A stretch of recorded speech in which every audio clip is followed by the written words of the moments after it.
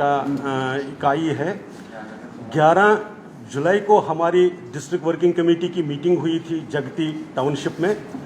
तो वहाँ पर जो विषय आए उन सब को लेकर आज का ये पत्रकार वार्ता है, ये प्रेस कॉन्फ्रेंस हम, ताकि समाज और सरकार दोनों के ध्यान में कुछ विषय आ जाएं।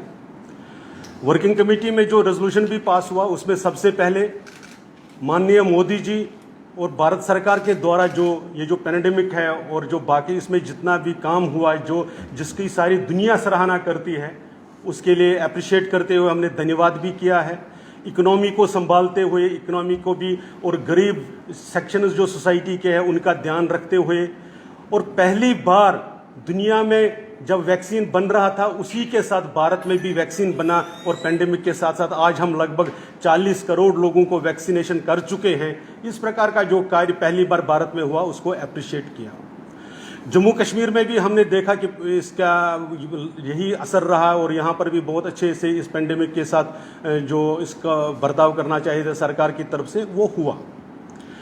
ये सब कहते हुए हमें खेद के साथ एक विषय सबके सामने लाना पड़ता है कि यहाँ पर ब्यूरोक्रेसी का एक सेक्शन है जो माननीय मोदी जी और अमित शाह जी की सारी पॉलिसियों को फेल करने पर तुला हुआ है।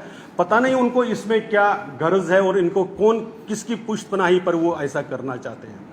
विशेषकर हम 2-3 विषय इस तरफ ध्यान में लाना चाहेंगे। सबसे बड़ा जो है, अमित शाह जी ने 13 फरवरी को लोकसभा में कहा था कि 2022 में हम 6000 जो ये रिक्रूटमेंट्स हुई है पीएम पैकेज के तहत उनके घर और उनको ठीक से बसाएंगे। उसके लिए यहाँ पर एक्शन भी हुआ था। माननीय राज्यपाल, उपराज्यपाल जी ने भी घोषणा की थी कि 6000 यूनिट्स जो ट्रांजिट कैंप है वो बनेंगे। लेकिन हम देख रहे हैं आज भी उस पर कोई बहुत बड़ा आगे पेशकदमी नहीं हो रही, प्रोग्रेस नहीं हो रही है, जिसका परिणाम हम वेसू में 2 गुटों में आपस में ही भिड़ाने का काम ये ब्यूरोक्रेसी का एक सेक्शन कर रहा है, ये हम देख रहे हैं। ये बड़ा दुखद है, और इससे क्या हो रहा है कि ये जो समाज है, विस्थापित समाज, उनकी विश्वास जो सरकार पर था उसमें उसको धक्का लगता है। हम आग्रह करना चाहेंगे कि इस पर शीघ्र से कार्रवाई कीजिए। पेंडेमिक में हमने देखा कि जम्मू कश्मीर में डेवलपमेंटल वर्क्स में कहीं कोई कमी नहीं आई, बल्कि और तेजी से काम हुआ है, और सरकार ने स्वयं ये कितनी बार दोहराया है यहाँ के लोगों ने कि हमने इसमें और तेजी से काम किया। तो ये जो ट्रांजिट कैंप है इन्हीं में क्यों नहीं क्वार्टर बनते, ये हमारे समझ में नहीं आ रही है।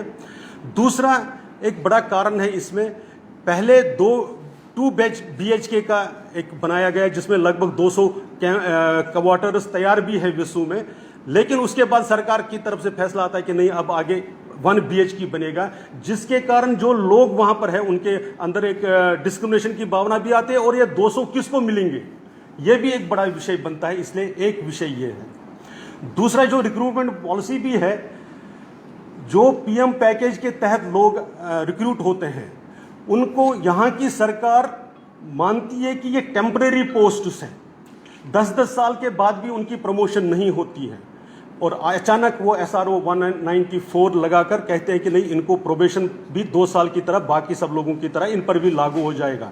जबकि यहाँ का जो लॉ डिपार्टमेंट है उसने भी अपनी रिकमेंडेशंस में कहा था कि नहीं, ये इन पर लागू नहीं हो सकता है, और वो ऑर्डर सारे पब्लिक डोमेन में है। तो अचानक ऐसा क्या हुआ?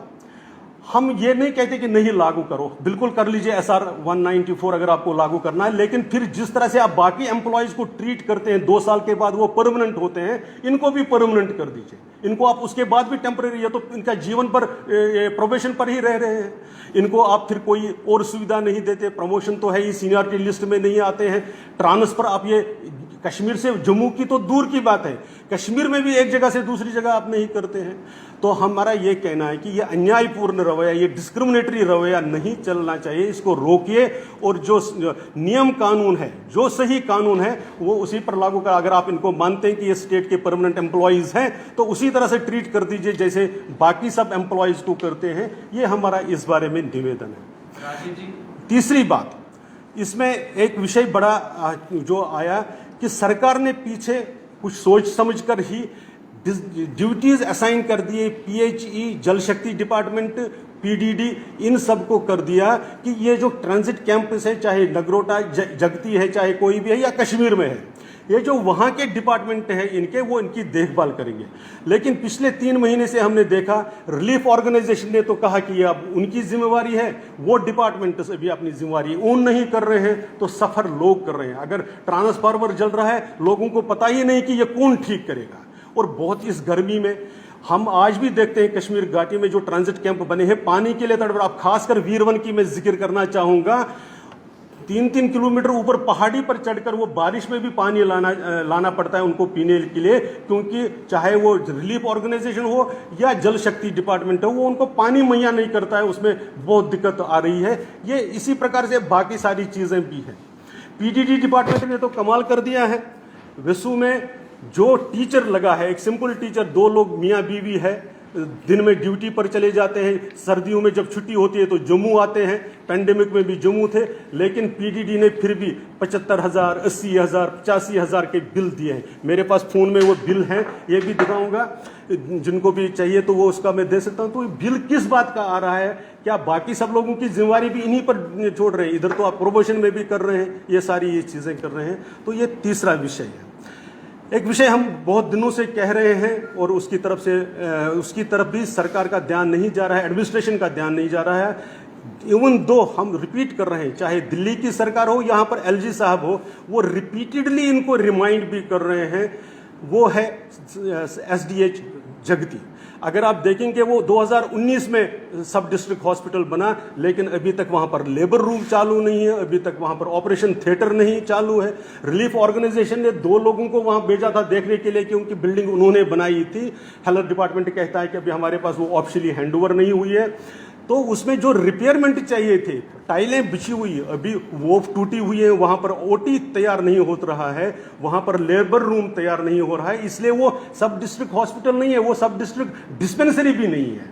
और इसकी वजह से लोगों को कितनी दिक्कत आ रही है। हम माननीय उपराज्यपाल साहब से और बाकी सबसे निवेदन करना चाहते हैं कि इन विषयों की तरफ वो ज़रूर ध्यान दें।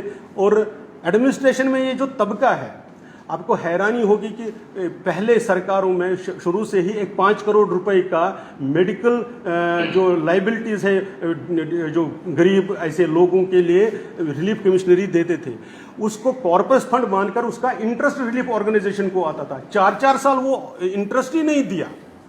तो इस सेक्शन को बहुत ऐसा एक मानते हैं कि ये गैर ज़रूरी सेक्शन है समाज का, और इनको कश्मीर, इसमें जो स्मेल आती है या इसमें जो विजिबली दिखता है कि विस्थापित समाज वापस ना आए। क्योंकि अगर ये 6,000 परिवार जो इनके साथ, ये सिर्फ 6,000 एम्प्लॉयमेंट नहीं है, 6,000 परिवारों को अगर आप सही से वहाँ पर बसा लेते हैं, इनका रिहेबिलिटेशन हो जाता ठीक से, तो इसमें क्या बाकी समाज भी टेम्प्ट होता है कि हाँ वहाँ पर अब हालात ठीक है। इसीलिए यह तबका समझता है कि अगर हमने इनको यहां पर बसा लिया, ठीक से बसा लिया, और सारी जो कमिटमेंट्स भारत सरकार ने करी है अगर हमने पूरा कर दिया, तो शायद कश्मीर का सारा समाज वापस, हिंदू समाज, विस्थापित समाज वापस आ जाएगा। इसलिए उसको रोकने के लिए ये जो एम्प्लॉयज है इनको कष्ट देना, इनकी खासकर मैं उस 13 फरवरी को जो लोकसभा में मैं हमारे माननीय गृह मंत्री अमित शाह जी ने कहा था कि 2022 तक हम इसको पूरा करेंगे। जो ग्राउंड पर स्पीड चल रही है उससे तो 2024 में भी ये पूरा नहीं होने वाला है, ऐसा हम हमारी अनुभव और वहाँ पर होकर आकर कह रहे हैं। लेकिन हम विनम्रता से इस तबके को भी, ये जो एडमिनिस्ट्रेशन का ये सेक्शन है जो इनएफिशिएंट है, मैं बिल्कुल स्पष्ट रूप से समझ रहा हूं कि ये इनकी इनएफिशिएंसी भी है और कुछ करप्शन के कारण उसकी नज़रअंदाज भी इस सारी चीज़ को कर रहे हैं। ये चलने वाला नहीं है। ट्रांसपेरेंट और अकाउंटेबल गवर्नमेंट मोदी जी की और भारतीय जनता पार्टी का एक प्रायोरिटी रही है। इन सबको अपने इस काम का जवाब देना पड़ेगा कि वो अननेसेसरी डिले क्यों कर रहे हैं। हैरानी होगी कि हमारी आरटीआई के जवाब में जो रिलीफ ऑर्गेनाइजेशन कहती है कि हमने 65,000 लोगों का आयुष्मान भारत के लिए रजिस्ट्रेशन किया और इशू कितने कार्ड किए? 2,500। क्यों? प्रॉब्लम कहाँ है? 65,000 अगर आपने अक्टूबर-नवंबर में रजिस्ट्रेशन हुआ आपका, तो 2,500 अभी तक क्यों? ऐसे सिर्फ 2,500 ही क्यों हुए? तो ये सारी इनएफिशिएंसी के साथ साथ में ये डिलिब्रेट इसको सैबोटेज करने की बात है। इस सब की तरफ हम ध्यान दिलाना चाहते हैं और आशा करते हैं कि एलजी महोदय मनोज सिन्हा जी इसका संज्ञान लेंगे और हमको, समाज को मजबूर नहीं करेंगे वो डेमोक्रेटिक स्टेप्स लेने के लिए। पेंडेमिक है, उसमें हमें सड़कों पर आना पड़े, धरना देना पड़े, इसकी नौबत ना आ जाए, इसका हम अपने रेजोल्यूशन में भी और आज ये हमारे विषय था। धन्यवाद। चांद जी इसमें कुछ नोडल अफसर जी जी